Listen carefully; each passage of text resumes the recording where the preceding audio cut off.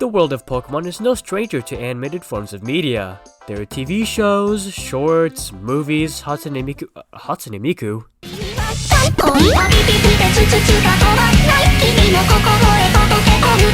But today, we'll mainly be focusing on the movies.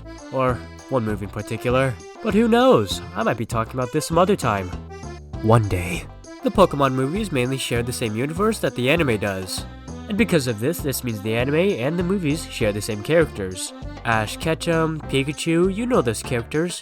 And the movie we'll be talking about today do have them. But they come with a little funky twist. What is that twist, you may ask? What if all the Pokemon and friends Ash had previously got Thanos snapped out of existence and we pull a flashpoint and reset the damn timeline? And with that amazing recipe, we have ourselves a new movie. What movie, you may ask? Pokemon I Choose You. And just from the title of the movie, you already know it's gonna be peak. No, but in all seriousness, I really love this title. Most Pokemon movies have a boring title like the first movie or Destiny Deoxys. Well, not this movie. Having the title of the movie just be something a trainer shouts into battle is already beautiful enough. But having that sentence, that statement be woven into the vibe and feeling in the movie is nothing short of genius. But we'll be touching up on that more later. Let's talk about the plot. For the first 15 minutes of the movie, it's actually just a remake of Season 1 of the anime. It has almost everything. Ash not waking up on time, him being shocked by Pikachu 20 different times, and Pikachu shocking Spearow 100 different times. But after that, it just deviates completely. There's no Misty, no Brock, and we don't even technically see him battle any gyms. Now, with all this information given, you might just be wondering, what the heck even is the plot? Well, I'm glad you asked, dear viewer, cause this is where the plot completely takes a 180 and stops with the remake stuff. Fan service is over, it's time for lore! This is where we get introduced to an entirely new cast of characters. There's Verity, Sorrel, Cross, Team Rocket still. But before we dive deeper into the plot, I'm gonna be talking about some issues I have with the movie. Can't spend the entire video glazing, even though I really want to.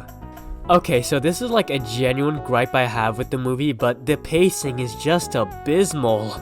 Like, so many things happen within this story. It's like so hard to keep track of for like an average viewer that I think they wouldn't even like the movie to begin with. So much random bullshit happens within like 1 hour and 50 minutes that this movie is. And like, if they cut out all this, I generally think it'd be just an hour long. Like, Entei shows up, does nothing. Suicune shows up, does nothing. They don't even matter to the plot. Like, the explanation for why they show up is, oh yeah, they do that. This gripe applies to Team Rocket too. They show up for the first 15 minutes of the movie, they show up 2 more times, and then they fuck off and die under a mountain. They don't even technically meet Ash, they just are here for shits and giggles. You could cut them out of the movie completely, and you lose like a good 3 to 5 minutes right there. The only reason I think they did show up is because of 1, to pad out time, and because of 2, they're Pokemon's greatest and most famous evil group ever. I wasn't exaggerating about f***ing off and dying under a mountain part either. They generally just fall off a mountain and die. We don't get confirmation that they're still alive. We don't get a, oh, I'm okay, after falling. They just fall and dissipate into the mist. To add on to the pacing being abysmal thing, this movie sometimes feels like it doesn't generally even have a plot.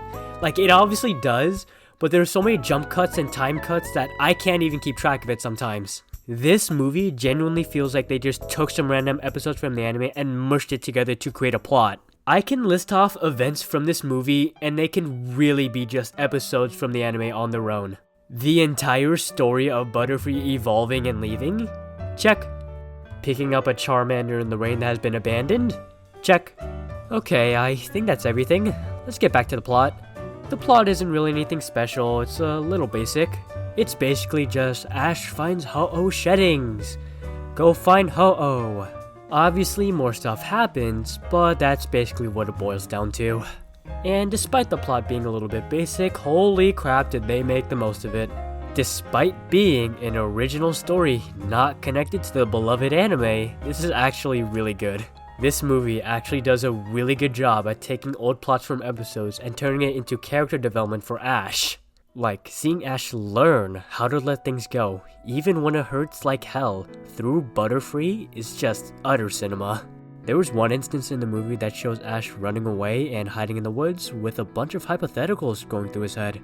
This is right after he loses a battle too, so you know there's a lot of things going through that cranium. What if I actually used Pikachu instead of Charmeleon? What if I actually woke up on time?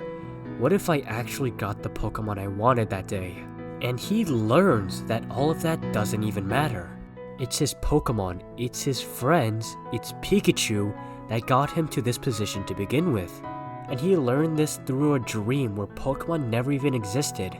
And even in this world that mirrors our own in every single way, the traces of his little buddy are still there. He still sees Pikachu run around and even remembers such little things as how he rested on his shoulder.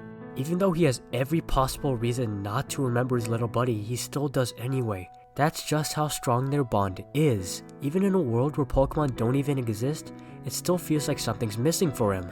It wasn't even a something, it was a someone. It's not just Ash either. Pikachu said it himself, the reason why he doesn't even want to go inside of his Pokeball.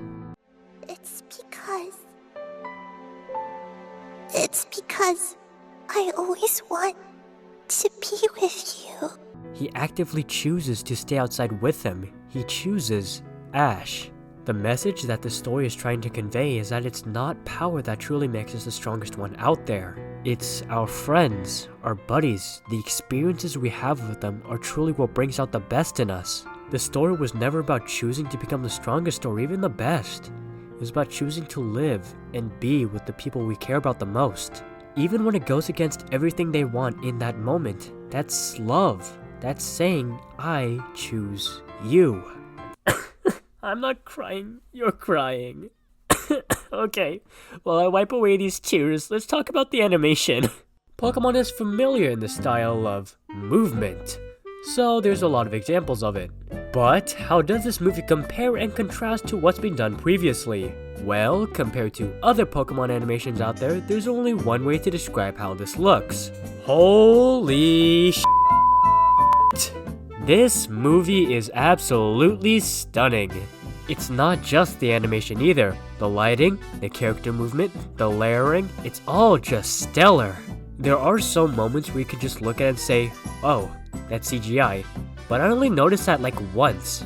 And if you watch my video on Pokemon Let's Go, you know I'm a sucker for good visuals. But one thing I've heard people don't really like about this movie is how it lacks a connection to what's been done previously. Over the past like 20 years, we've been introduced and learned to love so many characters through the anime. And to have all that discarded in favor of a new story, I can kinda see where they're coming from.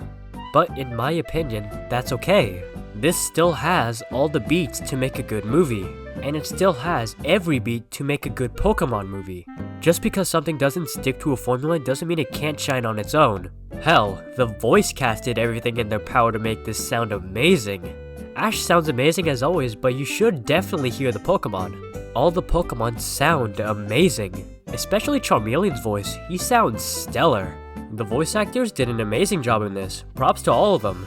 Thank you to everyone who helped bring this story, these characters to life. This movie generally holds a special place in mine and many other people's heart.